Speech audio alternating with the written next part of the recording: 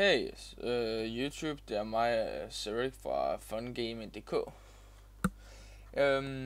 I dag vil jeg bare vise jer, hvordan I koder. Så når I klikker på en knap, siger den en ting til jer, som I har skrevet, den skulle sige. Okay, og jeg skal nok lægge links og koden ned i description, så I skal bare følge med. Okay, først man går under start-knappen, eller hvor nu. Ja. Først bare gå under start-knappen. Så skal I finde, når I har det installeret, Microsoft Virtual Studio 2010. Og jeg skal nok sende en link til det også.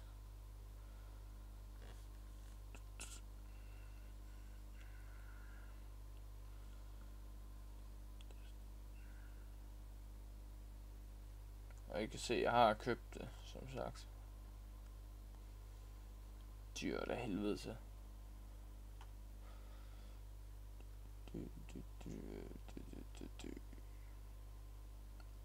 Altså, ja, Microsoft Virtual Studio, I kan lave så mange sjove ting i det.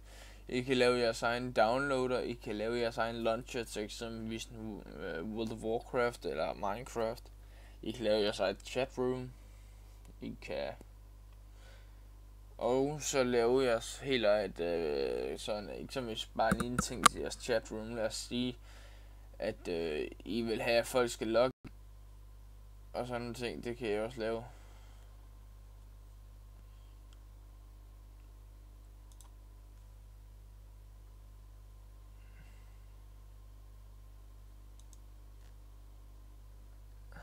Men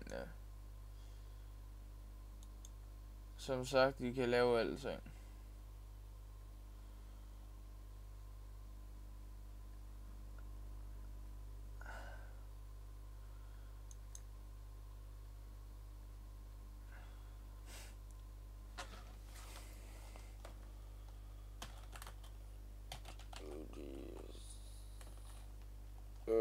Fun gaming.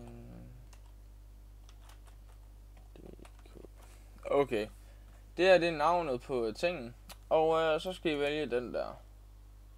Den der gør sådan, at der kommer en sort boks op, og så skriver I, hvad I vil, og sådan en ting. Jeg skal nok lære jer mere. Men jeg ved godt, I har set det her over helt sikkert, men I skal ikke tro, jeg kan finde ud af det. Det var bare noget, jeg prøvede på, og det hjalp ikke. Så jeg kunne ikke finde ud af det. Det var for en af mine venner, jeg skulle kode det, fordi jeg kan finde ud af at kode, det kan han ikke. Men ja, lad være med at lave sådan noget. I vil blive bandet for det. Og ja, min ven han er så dum, han sidder og downloader sager, så ja, han er blevet bandet for ja, en masse spil. Counter-Strike Source og næsten ja, en masse spil på Counter-Strike, nej, på Steam. Lad os sige det sådan. Man kan ikke spille med ham uden han hacker. Men i hvert fald, lad os komme videre.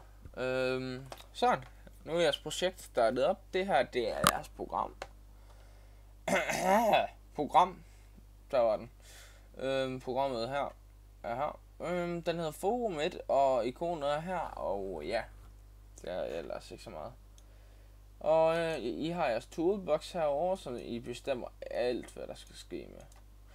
Så det vil sige, jeg trykker dobbeltklik på en knap, dobbeltklik på knappen, og så kommer knappen her. Og I gør bare sådan her til at gøre den mindre. Og knappen den fører I bare helt op til toppen her. Og jeg krymper lige lidt sammen. Og I skal bare skrive, hvad sådan. Hvis der er noget, så skal I skrive, hvad det er, I skal lave. Men i hvert fald, I kan lave knappen større der, og sådan noget ting. Så det er okay. Og hvis nu I vil have baggrunden til at se anderledes ud, går I ind i background color, image, igen fail. Black color, hvad står der? Back color, ja. Så går I ind og klikker den så er det sort. Og hvis I vil have knappen til at være sort, Det eneste I gør, gå ind, gør det samme. Og fail, undskyld. Det var her, ja. Hvis så I vil have teksten til at se anderledes ud, så er det sådan der. Og så går I ind og siger helt sort. Sådan der. Nu lyser den eksempelvis lidt op.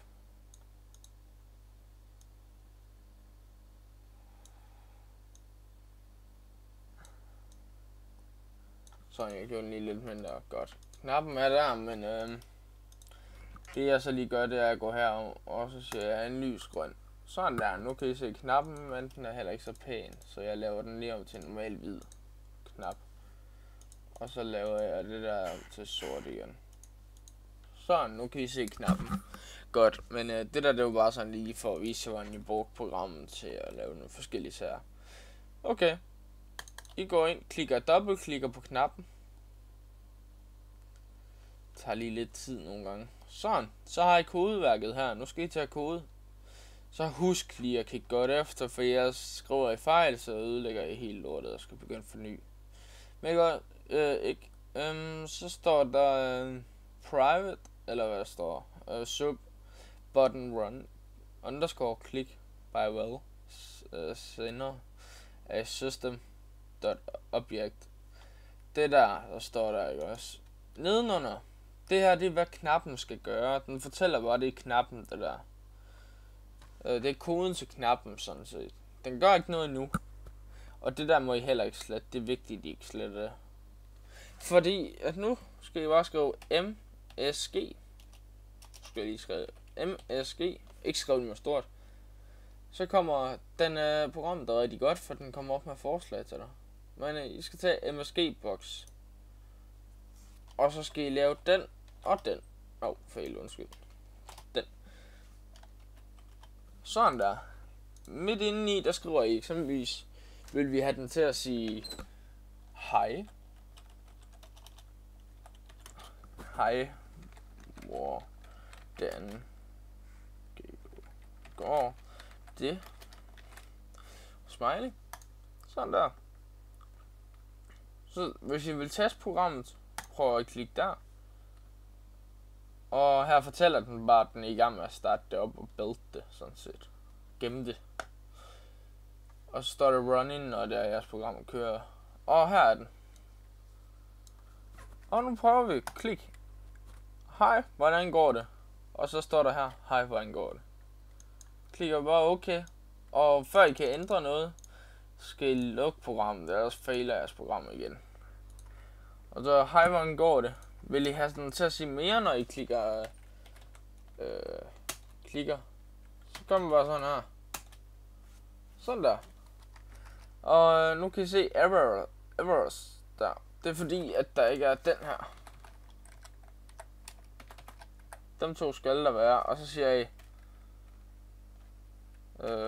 can du gå?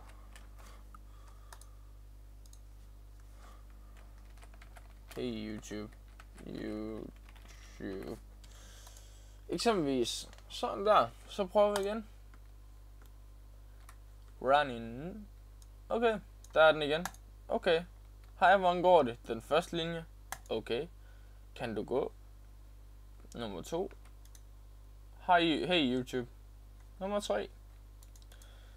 Og så kommer der ikke flere. Så lukker I den bare. Og hvis I vil ændre navn på den, så skal I bare gå under og klikke her på toppen. Eller det er ligegyldigt, bare markere den her rundt om. Så få, det er ikke den der hedder name. Det må I helst ikke røre med. Den der hedder tekst, så kalder I YouTube, eller hvad nu I vil kalde den. Og så klikker I enter. Og så kan I se, navnet ændrer sig. Og ja. I kan lave antivirus, og I kan lave alt sådan set. I kan lave Steam launcher, måske, hvis I er rigtig gode til at kode. I kan lave... Hvad kan I mere lave? I kan... Altså sådan set alt, hvad I vil lave. I kan også lave hjemmesider her i programmet. Men skriv og kommenter og like og subscribe, hvis det interesserer nogen og sådan noget. Men kommenter eller skriv en kommentar, hvis der er, at der er nogen, der vil have mig til at vise noget om, hvordan man laver et andet program. Så skal I bare skrive, hvad det er, jeg skal prøve at lave. Så skal jeg nok finde ud af det. Så ses.